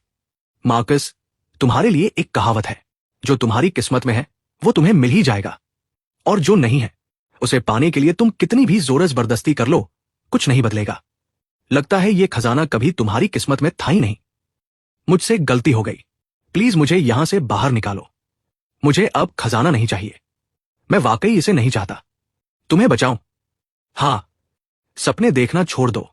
लगता है यही किस्मत है। अगर तुम यहां न आते और मैकेनिज्म को ट्रिगर न करते तो मैं वैसे भी इस खजाने को बाहर नहीं ले जा पाता। ठीक है रायन, हमारे किसी भरोसेमंद आदमी से कांटेक्ट करो और इस सामान को बाहर निकालना शुरू करो। और मेरा क्या होगा? जब सब कुछ बाहर निकल जाएगा तब हम तुम्हें भी बाहर निकालने के बारे में सोचेंगे। चिंता मत करो। रही बात उन आदमियों की जिन्हें तुम अपने साथ लाए थे, तो वो तुम्हारा अपना मसला है ना? मैं अभी एक हेलीकॉप्टर और ज्यादा लोगों को बुलाता हूं। सब लोग संभल कर रहना। यहां खजाने के अलावा और कुछ नहीं है। इवन, क्या हम वाकई मार्कस को ऐसे ही छोड़ देंगे? आखिर ये एक मॉडर्न दुनिया है, हमें ज्यादा आगे नहीं बढ़ना चाहिए। ठीक है, उन्हें यही रहने दो, उन्हें खुद अपना रास्ता ढूंढने दो। चलो सीधे तुम्हारे घर चलते हैं। इवन, ये अभी खत्म नहीं हुआ है। इवन, क्या हम अब क्रेज खोल रहे हैं? मैं अब और इंतजार नहीं कर सकता, लेकिन उन्हें खोलने से पहले एक बात साफ कर लेते हैं। इस बार हम सब कुछ 3 हिस्सों में बांटेंगे। तुम्हें वो ट्रेजर मैप अपना बैंक कार्ड देकर मिला था। हम उस डील को नहीं छेड़ रहे हैं। नहीं, शुक्रिया। और वो शिपिंग कंटेनर, हमने उसे भी साथ में खरीदा था। इसलिए खजाना बराबर बंटना चाहिए। वो मैप तुमने अपनी मेहनत से हासिल किया था, उसका हमसे क्या लेना देना? वैसे भी मुझे वो नहीं चाहिए। अगर तुम मना करोगे तो हमारी दोस्ती खत्म। धत, ठीक है, मैं तुम्हें हिस्सा दूंगा, लेकिन ज्यादा से ज्यादा 10%। अगर मंजूर नहीं तो ठीक है, हमारी दोस्ती खत्म, है ना? 10% ही सबसे ज्यादा है जो हम लेंगे। धत, इस लड़के ने पानी में मेरी जान बचाई थी। छोड़ो, वैसे भी अब मेरे पास सिस्टम है। एक हिस्सा कम होने से मुझे कोई फर्क नहीं पड़ेगा। मैं बाद में इसकी भरपाई जरूर कर दूंगा। ठीक है, अब देर मत करो, जल्दी से ये क्रेट्स खोलो। मेरे हाथ खुजला रहे हैं। ठीक है, शुरू करते हैं। Item, the sword of Goujian, king of Yue. Material, bronze. Details, दुनिया की सबसे महान तलवार, कांस्य तलवारों का राजा। Market price 66 billion, buyback price 66 billion. यह वाकई द स्वॉर्ड ऑफ गुजियान है क्या? The sword of Goujian, king of Yue. ओ मेरे खुदा, ये उस राजा की तलवार है जो अपने बिस्तर के पास कड़वे करेले का स्वाद लेकर सोता था। क्या यह स्प्रिंग एंड ऑटम पीरियड के आखिर में स्टेट ऑफ यूए का खजाना नहीं है? ये यहां कैसे आई? इतनी रेयर चीज, एक बिल्कुल अनमोल अवशेष। इवन, क्या तुम गलत हो सकते हो? मेरे गलत होने का सवाल ही नहीं उठता। रिकॉर्ड्स के मुताबिक स्वॉर्ड ऑफ गुजियान की कुल लंबाई 55.6 सेंटीमीटर है और इसका ब्लेड मुख्य रूप से एक dark diamond lattice geometric pattern से ढका हुआ है। ब्लेड के अगले हिस्से पर बीस्ट मोटिव्स बने हैं जिनमें ब्लू ग्लास जड़ा हुआ है, और गार्ड के पिछले हिस्से पर क्लाउड पैटर्न्स बने हैं जिनमें टर्कोइज जड़ा हुआ है। इसका पम्मेल डिस्क की तरह है जो बाहर की तरफ एक अंगूठी की तरह फैला हुआ है। इसके अंदर धातु में 11 बहुत ही बारीक कॉन्सेंट्रिक रिंग्स ढले हुए हैं। इसका हिल्ट रेशमी धागे से लिपटा हुआ है और उस पर 3 रिंग बैंड्स बने हैं, और ब्लेड के दोनों तरफ वही डार्क डायमंड पैटर्न है। सामने ब्लू ग्लास जड़ा हुआ है, पीछे टर्कोइज डिजाइन्स जड़े हुए हैं। हर एक डिटेल मैच कर रही है। धत, अगर ये सच है इवन, तो तुम फिर से मालामाल हो गए। इवन, क्या तुम्हें यकीन है? क्या हमें इसे चेक करवाने के लिए किसी एक्सपर्ट को बुलाना चाहिए? अभी जरूरत नहीं है, ये सही होनी चाहिए। यहां देखो, जहां ब्लेड गार्ड से मिलता है वहां इंस्क्रिप्शन की 2 लाइंस हैं, कुल 8 शब्द। Goujian, king of Yue, made this sword for his own use. Ryan, जाओ कुछ एक 4 पेपर लेकर आओ। अविश्वसनीय, 2500 साल से भी ज्यादा पुरानी और अभी भी इतनी तेज। न केवल इसकी कारीगरी लाजवाब है, बल्कि 2500 साल बाद भी इसके पैटर्न्स एकदम साफ और खूबसूरत है, बिना किसी जंग के। इसे दुनिया की सबसे महान तलवार कहना कोई अतिशयोक्ति नहीं होगी। यो, क्या तुम्हारा परिवार एक ऑक्शन हाउस नहीं चलाता? जल्दी से हमें एक अंदाजा बताओ। इसे किसी अंदाजे की जरूरत नहीं है, ये अनमोल है, लेकिन अगर मुझे कोई कीमत बतानी हो तो ये 10 बिलियन से कम नहीं होगी। वो 10 बिलियन, तुम बहुत छोटा सोच रहे हो। मैं तो कहूंगा इसकी कीमत कम से कम 50 बिलियन है। ठीक है, हम अभी और कुछ नहीं खोल सकते। जो भी हो, इन क्रेट्स के अंदर का सामान बहुत कसकर पैक किया गया है। अगर हम इसे लापरवाही से खोलेंगे तो उसे नुकसान पहुंच सकता है। मैं तुरंत एक वैक्यूम सील्ड रूम बनवाता हूं। जब वो तैयार हो जाएगा तब हम बाकी सामान खोलेंगे, लेकिन इसे शुरू से बनाने में कम से कम 3 महीने लगेंगे। क्यों ना हम मेरे घर चलें? मेरे परिवार के ऑक्शन हाउस में पहले से ही एक वैक्यूम रूम है, बस इसे इस्तेमाल करने से पहले 2 हफ्ते की सर्विसिंग की जरूरत है। सही है, और वहां तुम्हारे पास टॉप टियर अप्रेजर्स भी हैं। मैं अभी सब कुछ वहां ले जाने का इंतजाम करता हूं। जरूर, मुझे एक कॉल करने दो। हेलो, कौन बोल रहा है? एक और कंटेनर ऑक्शन है ना? जरूर। मुझे इवन से पूछने दो। पिछली बार वाला कंटेनर वाला मामला याद है? मेरा एक दोस्त है जिसने कंट्री एम के एक पोर्ट से कांटेक्ट किया है। वह यही काम करता है। वैसे भी अगले 2 हफ्तों तक हमारे पास करने को कुछ नहीं है। क्या तुम उसे चेक करने चलना चाहते हो? जरूर, क्यों नहीं? तो फिर कल निकलते हैं। सब कुछ पहले से ही तय है। 2 हफ्ते काफी समय है। हाँ, परफेक्ट। मैं अभी फ्लाइट्स बुक करता हूं। हम कल सीधे कंटेनर्स खोलने जा रहे हैं। इस बार मैं भी एक सुपर ट्रेजर निकालूंगा। इवन, क्या एक फॉरेन कंटेनर मिस्ट्री बॉक्स ऐसा ही दिखता है? ये हमारे वाले से ज्यादा अलग नहीं है। Item, an interesting shipping container, by back price unknown. ये क्या हो रहा है? मुझे मत बताना कि सिस्टम को विदेशी चीजों की कीमत भी नहीं पता। ये कंटेनर हैक्सिया से अलास्का भेजा गया था। चूंकि मालिक बचा हुआ बैलेंस नहीं चुका पाया, इसलिए इसे पब्लिक ऑक्शन के लिए रखा जा रहा है। सबके पास इसे इंस्पेक्ट करने के लिए सिर्फ 1 मिनट है। बोली $100 से शुरू होती है। इवन पूछता है, ऑटम, क्या तुमने इसे ध्यान से देखा? क्या तुम्हें यकीन है कि वो एक कैमरा लेंस है? ऑटम जवाब देती है, बिल्कुल यकीन है। पिक्चर में साफ तौर पर एक कैमरा लेंस दिख रहा है। हम इसे हाथ से जाने नहीं दे सकते। $1000। इवन हंसते हुए कहता है, इवन देखो, ये पूरी जगह इसी तरह के कचरे से भरी हुई है। एक कुत्ता भी इस कबाड़ को नहीं चाहेगा। $1000। इवन सोचता है, क्या तुमने इस पर लिखी हुई चीजों पर ध्यान नहीं दिया? ओह, अब मैं समझा। वो उन्हें स्कैम करने की कोशिश कर रहा है ना? ये पूरा कंटेनर असल में एक ट्रैप है। जो भी इस बोली को जीतेगा वो बहुत पछताएगा। पता नहीं किस जीनियस ने ऐसा अजीब सेटअप तैयार किया है। ये उन सभी ट्रेजर हंटर्स को लूटने के लिए बनाया गया है जिन्हें चाइनीज पढ़नी नहीं आती। चलो, अभी इस आदमी को भनक नहीं लगने देते। हम इसे हाथ से नहीं जाने देना चाहते। उधर भीड़ में से कोई चिल्लाता है, ओ मेरे भगवान, मुझे लेंस दिख रहा है। अगर मैं गलत नहीं हूं तो ये शिपमेंट सीधे HIA से आई है। हक्सिया के इलेक्ट्रॉनिक्स पागलों की तरह बिकते हैं। इनमें से एक क्रेट में कैमरा लेंसेज है, बाकी में शायद फोन्स और लैपटॉप्स होंगे। $1500। दूसरा कहता है, मैंने खुद अपनी आंखों से देखा है। बॉक्स पर साफ तौर पर कैमरा लेंस लिखा है। उसके नीचे 3 चाइनीज कैरेक्टर्स हैं, लेकिन मैं उन्हें पढ़ नहीं सकता। दूसरा जवाब देता है, मैं भी नहीं, लेकिन मुझे इतना पता है कि कैमरा का ट्रांसलेशन ठीक 3 चाइनीज कैरेक्टर्स में होता है। आंद्रे हंसते हुए कहता है, तुम दोनों इसे नहीं पढ़ सकते, लेकिन मैं पढ़ सकता हूं। चलो मैं तुम्हें सिखाता हूं। वो 3 कैरेक्टर्स असल में थर्मोस कह रहे हैं। धिक्कार है, इधर लोग बातें कर रहे हैं। बॉस इवन अब थर्मोसेस पर बोली लगा रहा है। क्या वहां कोई बैंक कार्ड छुपा है या कुछ और? ऐसा हो ही नहीं सकता कि ये सब सिर्फ कैमरा लेंसेज हो। ऑक्शनियर कहता है, ये कंटेनर नीलामी के लिए है क्योंकि मालिक इसका बैलेंस नहीं चुका सका। इवन चिल्लाता है, $3000। आंद्रे जवाब देता है, $3100। चलो भी। इवन चिढ़कर कहता है, ये आदमी कहां से आ गया? तुम्हारा मुकाबला करने के लिए स्वागत है, लेकिन क्या तुम एक बार में $1 से ज्यादा बढ़ा सकते हो? आंद्रे कहता है, मैं जितना चाहूं उतना बढ़ाऊंगा। अगर तुम्हें कोई दिक्कत है तो सामने आओ। इवन सोचता है, ये बंदा हॉकिया से है ना? उसे जरूर उन 3 कैरेक्टर्स की पहचान होगी। तो इसका मतलब ये सच में कीमती है। $5000। फर्क नहीं पड़ता अगर कीमत थोड़ी ज्यादा हो जाए। जब तक ये सच में कैमरा लेंसेज है, हमें नुकसान नहीं होगा। और अगर बाकी क्रेट्स में फोन्स और लैपटॉप्स निकले तो हमें जबरदस्त मुनाफा होगा। ऑक्शनियर चिल्लाता है, $10,000। 10,000, $15,000। आंद्रे चिढ़ाते हुए कहता है, चलो दोस्त, अगर हिम्मत है तो फिर से बढ़ाओ। इवन कहता है, $20,000। आंद्रे जवाब देता है, 20,000 और $10। क्या तुम मेरे साथ आगे बढ़ना चाहते हो?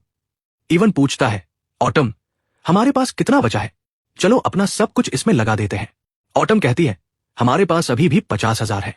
इवन चिल्लाता है, $50,000। चलो दोस्त, अगर हिम्मत है तो बढ़ाओ और ये सब तुम्हारा होगा। इवन सोचता है, ये विदेशी आदमी असल में चाइनीज है ना? वो चाइनीज कैरेक्टर्स पढ़ सकता है। उसे ठीक से पता है कि पिक्चर के नीचे उस कैमरा लेंस लेबल का क्या मतलब है। अगर वो अभी भी इसके लिए लड़ रहा है तो इसका मतलब है कि वो इसे जीतने के लिए पूरी तरह तैयार है। अब मैं बिना किसी चिंता के अपना सब कुछ लगा सकता हूं। एक पुराने कंटेनर के लिए $50,000। बोली पहले ही 300,000 के पार जा चुकी है।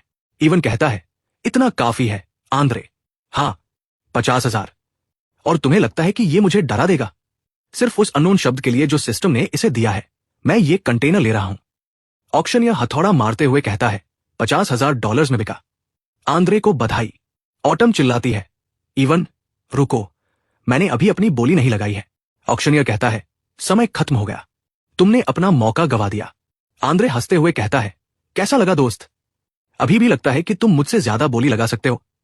लगता है तुम भूल गए कि ये किसका इलाका है। इवन गुस्से में कहता है, ये धांधली है, कौन इस तरह खेलता है? वो बूढ़ा ऑक्शनियर बहुत भ्रष्ट है। इसे सीधे मुझे सौंपने के लिए उसने मुझे मैसेज करके $1,000 की रिश्वत मांगी थी। आंद्रे खुशी से कहता है, फिर भी ये एक एक पेनी के लायक है। हम बहुत बड़ा हाथ मारने वाले हैं। वहां शायद कम से कम एक और क्रेट होगा जो आईफोन्स और मैकबुक से भरा होगा। एक बार जब हम वो सब बेच देंगे तो इसकी कीमत कम से कम 1 मिलियन होगी।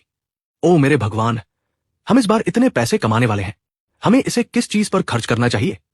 मैंने पहले ही एक प्लान बना लिया है। पहले भाइयों को एक शानदार पार्टी देंगे। वो विदेशी आदमी बहुत परेशान करने वाला है। हमें उसे उसकी औकात दिखानी ही होगी। उधर इवन तंज कसते हुए कहता है, जरा देखो तो, अभी क्रेट खुला भी नहीं है और उसने शेक ही बघारना शुरू कर दिया। क्या तुम्हें डर नहीं लग रहा कि इसे खोलने पर पूरा कंटेनर थर्मोसे से भरा निकलेगा और तुम्हें अपनी बात वापस लेनी पड़ेगी? ऐसा इंसान जिसने कभी दुनिया नहीं देखी। आंद्रे कहता है, यह बिल्कुल सही मौका है ये दिखाने का कि मैं क्या कर सकता हूं। तो क्या हम इसे खोल रहे हैं या नहीं? चलो इसे खोलते हैं। इवन मुस्कुराते हुए सोचता है, मैं बस आराम से बैठकर इन दो बेवकूफों को खुद को शर्मिंदा करते हुए देखूंगा। अभी भी बॉस 7 का मजाक उड़ाने की हिम्मत है। आंद्रे क्रेट उठाते हुए कहता है, यह क्रेट बहुत हल्का लग रहा है। मैंने कभी करीब से हाइंड कैमरा लेंस नहीं देखा, लेकिन अगर मैंने कभी सुअर का मांस नहीं खाया तो कम से कम सुअर को भागते हुए तो देखा है। शायद ये कोई नई हाईटेक चीज हो। आजकल बहुत सारे हाईटेक प्रोडक्ट्स हल्के होते जा रहे हैं, यहां तक कि आईफोन्स भी पतले और हल्के होते जा रहे हैं। जरूर यही बात होगी। कैमरा लेंसेज का ये पूरा क्रेट निश्चित रूप से कटिंग एज टेक से बना है। हम अमीर बनने वाले हैं। इवन कहता है, हाइंड कैमरा लेंसेज सच में बहुत कीमती होते हैं। बेशक मैंने नहीं देखा कि दूसरे लोग कैमरा लेंसेज कैसे भेजते हैं, लेकिन वे निश्चित रूप से उन्हें इस तरह एक क्रेट में कचरे की तरह नहीं डालेंगे। आंद्रे चिल्लाता है, ओ नहीं, हम तो बर्बाद हो गए। आंद्रे, इस लेंस का मटेरियल बहुत हल्का है। शायद ये कोई हाईटेक मटेरियल है। मैंने सुना है कि आजकल नैनोटेक सबसे ज्यादा चर्चा में है और किसी भी चीज पर वो शब्द चिपका दो और अचानक उसकी कीमत करोड़ों में हो जाती है। तुम्हें लगता है कि ये क्रेट नैनो लेंसेज से भरा हो सकता है? इवन सोचता है, अज्ञानता सच में एक वरदान है। कभी कभी मूर्ख होना भी एक तरह की खुशी है। मैं सच में देखना चाहता हूं कि ये लेजेंडरी हाईटेक चीज असल में कैसी दिखती है। आंद्रे चीखता है, ओ नहीं, ये खाली है। किसी ने हमारे हाईटेक लेंसेज चुरा लिए। इवन हंसते हुए कहता है, तुम दोनों सच में एक कॉमेडी एक्ट हो। तुम लोगों से क्रेट्स खुलवाना टैलेंट की बर्बादी है। मेरी सलाह मानो, स्टैंड अप कॉमेडी ही तुम्हारी असली जगह है। आंद्रे पूछता है, इवन उसका क्या मतलब है? इवन चिल्लाता है, बेवकूफ, ये थर्मोजेस है, कोई लेंस बॉक्स नहीं। हमारे साथ स्कैम हो गया, हमारे साथ धोखा हुआ है। आंद्रे रोते हुए कहता है, क्या इसका मतलब है कि हम करोड़पति नहीं बनने वाले? मैट कहता है, भगवान का शुक्र है तुमने ये पहले ही देख लिया, वरना हम कंगाल हो जाते।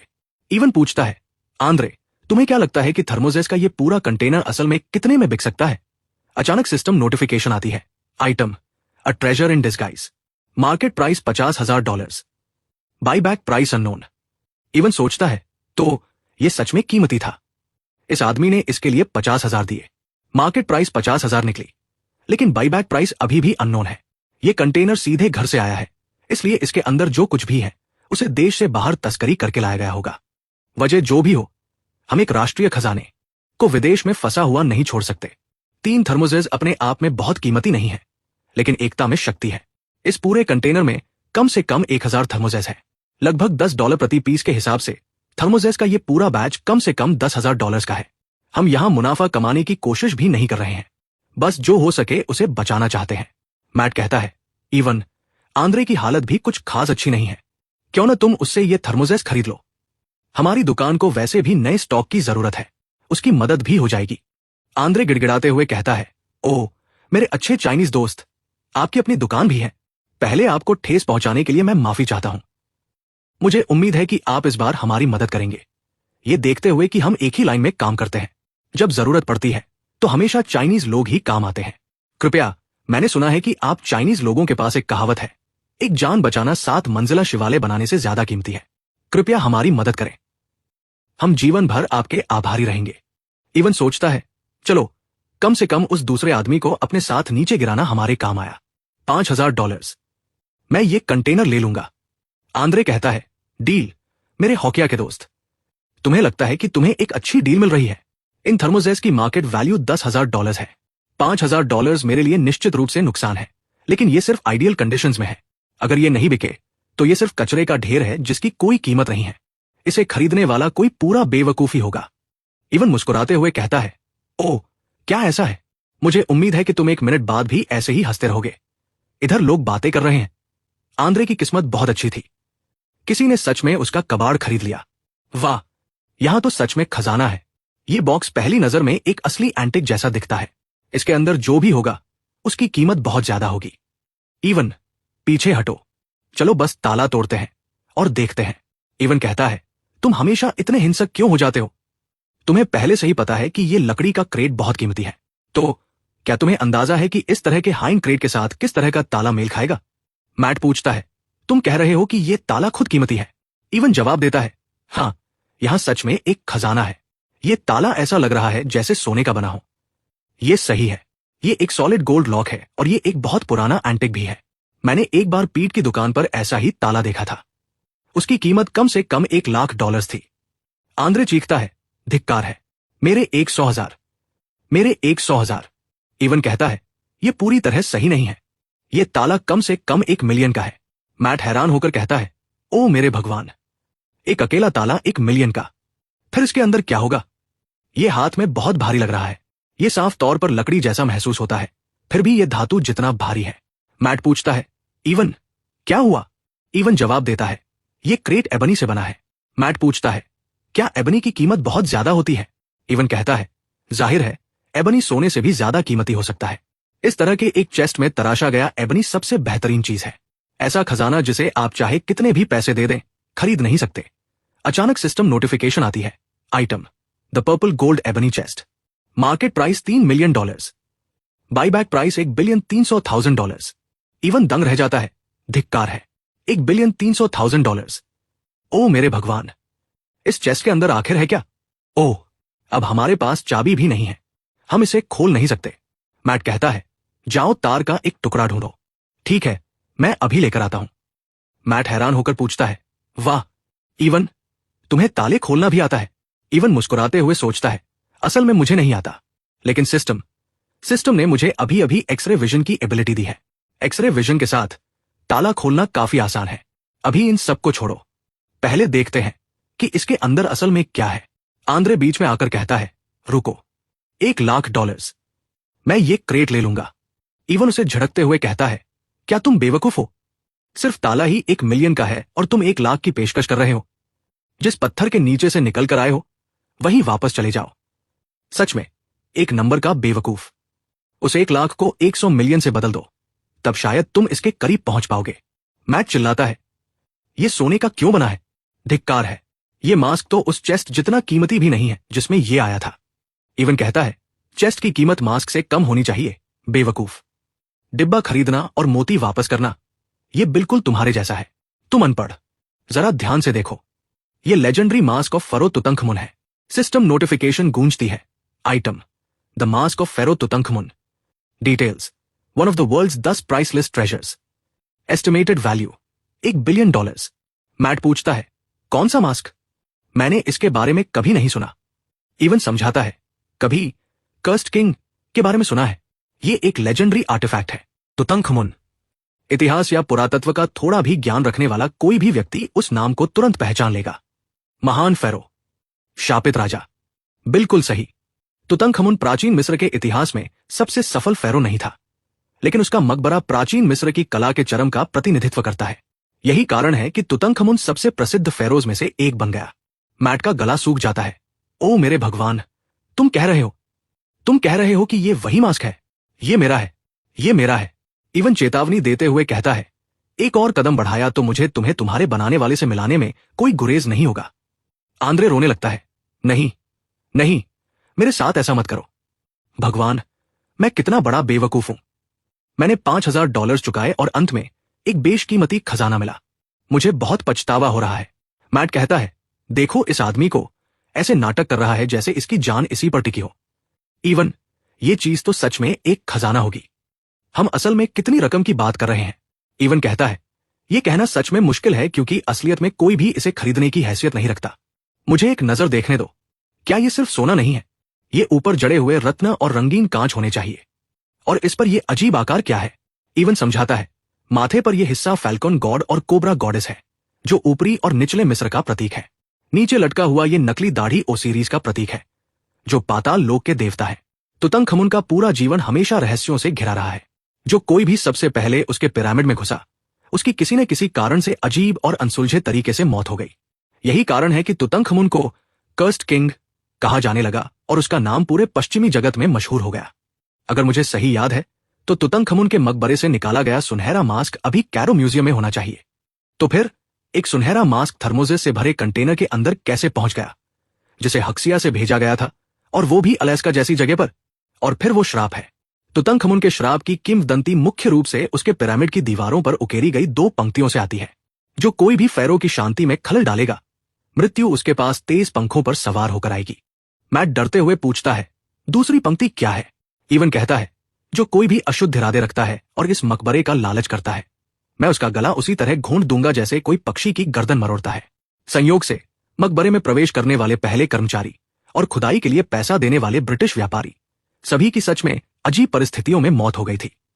इसलिए समय के साथ कहानी और भी बढ़ा चढ़ाकर बताई जाने लगी, जब तक कि तुतंखमुन पूरी तरह से कर्स्ड किंग के रूप में पौराणिक नहीं बन गया। लेकिन बाद में यह साबित हो गया कि वे तथाकथित श्राप की कहानियां सब फर्जी थी। मैट पूछता है, फर्जी? मुझे ये कैसे नहीं पता था? इवन कहता है, हां, फर्जी। तुतंखमुन का पिरामिड 3000 सालों से बंद था और अंदर फंसी जहरीली गैसों ने दर्जनों लोगों को मार डाला। इसमें कुछ भी रहस्यमय नहीं था। इवन, ये चीज असल में कितनी कीमती है? ये एक लेजेंडरी आर्टिफैक्ट है। इसकी कीमत लगाना नामुमकिन है। हमें इसे तुरंत मिस्र वापस पहुंचाना होगा, वरना इसके परिणाम सोचे भी नहीं जा सकते। चलो भी, हम इसे बेच नहीं सकते। उससे क्या फायदा होगा? अगर कोई तुम्हारे अपने परिवार की पुश्तैनी कब्रें खोद डाले तो तुम कैसी प्रतिक्रिया दोगे? मैट गुस्से में कहता है, अगर किसी ने हिम्मत की तो मैं मौत तक उनसे लड़ूंगा। इवन कहता है, बिल्कुल। यह सुनहरा मास्क मिस्र के लोगों के लिए वही मायने रखता है जो तुम्हारी पुश्तैनी कब्रें तुम्हारे लिए रखती हैं। तो इसके बारे में सोचो, अगर उन्हें पता चला कि यह चोरी का माल है तो उनका रिएक्शन क्या होगा? इवन कहता है, ठीक है, जैसा तुम कहो। मैं एक स्पेशल चैनल के जरिए इसे तुरंत घर वापस भेज दूंगा। लेकिन इस बाकी सामान का क्या करें? ये थर्मोजेस उतने बुरे भी नहीं हैं और आंद्रे की हालत भी कुछ ठीक नहीं है। शायद हमें, लेकिन फिर वो रुक जाता है क्योंकि ये बहुत जालिम होगा। आंद्रे गुस्से में कहता है, मुझे ये नहीं चाहिए। चाहे मुझे पहाड़ से कूदना पड़े, पर मैं तुम्हारा दिया हुआ कप कभी नहीं लूंगा। इवन मुस्कुराते हुए जवाब देता है, नहीं नहीं, तुम गलत समझ रहे हो। मैंने ये कभी नहीं कहा कि मैं ये तुम्हें वापस दे रहा हूं। मेरा मतलब था कि कैसा रहेगा अगर हम इसे तुम्हारे सामने ही बेच दें। रायन हैरान होकर कहता है, तुम तो नोट छाप रहे हो। ये देखकर मेरी जान निकल रही है। इवन, तुमने अभी अभी करोड़ों की कीमत वाला एक लेजेंडरी ट्रेजर हासिल किया है और तुम अभी भी इन $10,000 के थर्मोजेस के पीछे पड़े हो। इवन समझाते हुए कहता है, क्यों नहीं? इन थर्मोजेस के क्रेट की मार्केट वैल्यू $10,000 है। $5,000 की लागत के बाद भी ये सीधा सीधा $4,000 का मुनाफा है। ऐसा पैसा मुफ्त के बराबर होता है और मुफ्त का पैसा छोड़ा नहीं जाता। तुम्हारा परिवार आखिर किस बिजनेस में है? क्या कुछ $1,000 तुम्हारे वक्त के लायक नहीं है? उधर खड़ा एक शख्स हंसते हुए कहता है, बॉस इवन, मान गए, एकदम सही बात कही। ये थर्मोजेस वाकई काफी अच्छे लग रहे हैं। शायद हमें इन्हें क्रू के बीच बांट देना चाहिए। इवन तुरंत राजी हो जाता है, बिल्कुल, चलो ऐसा ही करते हैं। तभी कोई पूछता है, इवन, अभी 2 कंटेनर्स और बचे हैं, क्या हम उन पर भी बोली लगा रहे हैं? इवन मना कर देता है, नहीं, रहने दो। आज हमने पहले ही काफी बड़ा हाथ मार लिया है। जब जीत रहे हो तभी रुक जाना बेहतर है। अचानक एक सिस्टम नोटिफिकेशन गूंजती है, वार्निंग, प्लेयर खतरे में है, स्पेस मॉड्यूल एक्टिवेट कर दिया गया है। इवन खुश होकर सोचता है, स्पेस, सिस्टम ने मुझे स्पेस दे दिया। हाँ, ये हुई ना बात। अब मैं अपना ट्रेजर सुरक्षित रख सकता हूं। अगर खबर फैल गई कि गोल्डन मास्क मेरे पास है तो इजिप्शियन सच में पागल हो जाएंगे। इसलिए इसे छुपा कर रखना ही बेहतर है। तभी वहां डल्स आ जाता है, जिसे देखकर इवन कहता है, शानदार, तुम फिर आ गए। किसी भूत की तरह जो पीछा ही नहीं छोड़ता। अब क्या चाहिए? क्या मन नहीं भरा? मैं तुम्हें एक मौका दूंगा। कोई जगह चुनो और हम आमने सामने फैसला कर लेंगे। डल्स हाथ जोड़कर कहता है, नहीं नहीं, मैंने तुम्हें कम आंका था। तुम वाकई काबिल हो। जैसा कि तुम देख सकते हो, हम पूरी तरह कंगाल हो चुके हैं, इसलिए मैं तुम्हारे साथ एक डील करना चाहता हूं। इवन चिढ़कर कहता है, पैसे चाहिए तो यहां से दफा हो जाओ। रायन उसे रोकता है, इवन, उसे अपनी बात पूरी करने दो। डल्स समझाता है, नहीं, ये पैसों के बारे में नहीं है। बात यह है कि मेरे पास कुछ है जिसे मैं तुम्हें बेचना चाहता हूं। क्या तुम इंटरेस्ट दिखाओगे? इवन पूछता है, अच्छा, क्या बेच रहे हो? डल्स उसे एक दस्तावेज दिखाता है, पहले इसे देखो। ये एक फार्म सिस्टम की डीड है। इवन के सामने यूआई चमकता है, deed to a mysterious plot of land. Details, इसे खरीदने पर एक अनएक्सपेक्टेड रिवॉर्ड मिलेगा। इवन सोचता है, ये जगह मामूली नहीं है। डल्स कहता है, बिल्कुल सही कहूं तो ये असल में एक ऑयल ड्रिलिंग राइट सर्टिफिकेट है। इवन हैरान होकर पूछता है, रुको, तुम्हारा ऑयल ड्रिलिंग राइट सर्टिफिकेट से क्या मतलब है? डल्स अपना परिचय देता है, मैं अपना इंट्रो दे दूं। मैं डल्स हूं, ट्रेजर हंटर होने के साथ साथ मैं एक प्रोफेशनल ऑयल हंटर भी हूं। इवन सोचता है, एन ऑयल हंटर, इसके बारे में पहली बार सुन रहा हूं। डल्स आगे बताता है, इस जमीन की डीड हासिल करने के लिए मैंने बहुत मेहनत की है। मेरा प्लान तो इस पर सब कुछ दांव पर लगाने का था, पर बदकिस्मती से चीजें वैसी नहीं रहीं और अब मेरे पास ड्रिलिंग के लिए जरूरी कैपिटल नहीं बचा। इवन शक करते हुए सोचता है, मैं इस आदमी की एक बात पर भी यकीन नहीं करूंगा। इवन कहता है, यह बहुत सिंपल है, चाहे कंटेनर ट्रेजर हंटिंग हो या ऑयल हंटिंग, आखिर में यह सब एक जुआ ही है। एक बार जब आप टेबल पर आ जाते हैं तो आप एक गैम्बलर बन जाते हैं और सिर्फ एक बेवकूफी जुआरी की बात पर यकीन करता है। तुम कह रहे हो कि इस फार्म के नीचे तेल है? डल्स पूरे यकीन के साथ कहता है, मैं 100% गारंटी दे सकता हूं कि यह सच है। यह 150 एकड़ का फार्म कोई साधारण जमीन नहीं है। इसके दोनों तरफ के प्लॉट्स में पहले ही 2 हाई यील्ड ऑयल फील्ड्स मिल चुके हैं। अगर सब कुछ ठीक रहा तो पूरी उम्मीद है कि यह जमीन एक बहुत बड़े ऑयल फील्ड के ऊपर बैठी है। इंडस्ट्री एस्टिमेट्स के मुताबिक इस फील्ड की कीमत $2 बिलियन तक हो सकती है। इवन हैरान रह जाता है, $2 बिलियन? क्या तेल निकालना वाकई इतना मुनाफे का काम है? डल्स कहता है, यह एक मेजर ऑयल फील्ड है, जाहिर है उन छोटे मोटे कुओं जैसा नहीं है। तो क्या कहते हो, क्या तुम ये डील ले रहे हो? इवन कहता है, ठीक है, मैं इसे ले लूंगा। तुम इस फार्म के कितने पैसे मांग रहे हो? डल्स चालाकी से कहता है, नहीं नहीं, मैं तुम्हें फार्म नहीं बेच रहा, मैं तुम्हें एक मेजर ऑयल फील्ड बेच रहा हूं। इस फील्ड की कीमत $2 बिलियन है। इसके लिए $200 मिलियन मांगना गलत तो नहीं है ना? इवन मजाक उड़ाते हुए कहता है, $200 मिलियन? गला साफ करते हुए, भाई, मैं एक फार्म खरीद रहा हूं, मुझे फर्क नहीं पड़ता कि तुम किस ऑयल फील्ड की बात कर रहे हो। $200 मिलियन तो बिल्कुल नहीं मिलेंगे।